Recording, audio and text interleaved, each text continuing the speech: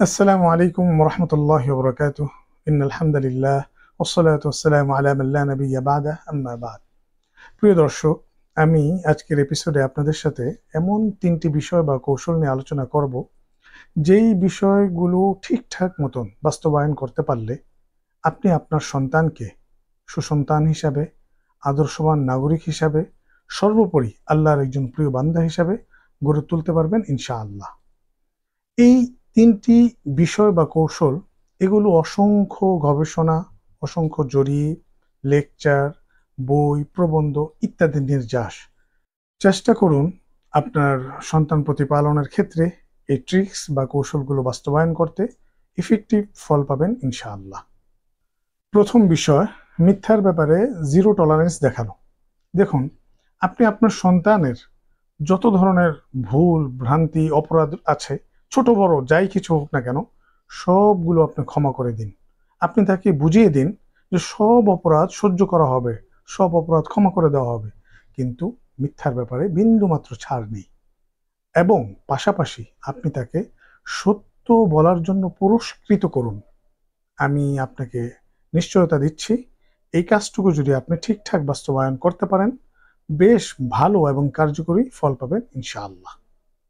সন্তান কেন মিথ্যা বলে, কোন কোন ক্ষেত্রে মিথ্যা বলে, কি কি কারণে মিথ্যা বলে, এবং সে সকল ক্ষেত্রে অভিভাবকের কি করণীয়, সে বিষয় নিয়ে আমাদের একটি ভিডিও আছে। ডেসক্রিপশন বক্সে আমরা সেই ভিডিওটির লিঙ্ক দিয়ে দিব। আপনারা ইনশাআল্লাহ ওই ভিডিওর আলোচনা থেকেও উপকৃত হবেন। সন্তান প্রতিপালনের গুরুত্বপূর্ণ ৩ কৌশলের দ্বিতীয় কৌশল হচ্ছে সন্তানের নামাজের ব্যাপারে, ৫ ওয়াক্ত নামাজের ব্যাপারে সর্বোচ্চ গুরুত্ব দেওয়া। এটি এমন একটি বিষয়, সন্তান যখন উপযুক্ত বয়সে পৌঁছে যায় তখন প্রত্যেক মা বাবার জন্য সেটা এই দৃষ্টিকোণ থেকে এটি একটি আবশ্যিক কর্তব্য। এই দায়িত্ব পালন করলে বা সন্তানকে ৫ ওয়াক্ত নামাজের ব্যাপারে সর্বোচ্চ গুরুত্ব দিলে আখিরাতের দিক থেকে আমরা তো উপকৃত হবই হব, পাশাপাশি দুনিয়াবি দৃষ্টিকোণ থেকেও পার্থিব জীবনেও আমরা এটার ভালো ফল পাব। যেমন, যদি কোনো একটি সন্তান নিয়মিত ৫ ওয়াক্ত নামাজ সময় ধরে পড়ে, তাহলে অবশ্যই এই নামাজ পড়ার ভিতর দিয়ে সে নিয়মানুবর্তিতা এবং শৃঙ্খলা পরায়ণ হওয়া এবং তার মধ্যে যে কোনো কাজের সময়ের মূল্য দেওয়া, এই ৩টি গুণ খুব সহজেই চলে আসবে ইনশাআল্লাহ। সন্তান প্রতিপালনের গুরুত্বপূর্ণ ৩ কৌশলের তৃতীয় কৌশল হচ্ছে সন্তানকে সেবা বা খেদমতের ব্যাপারে অভ্যস্ত করে তোলা।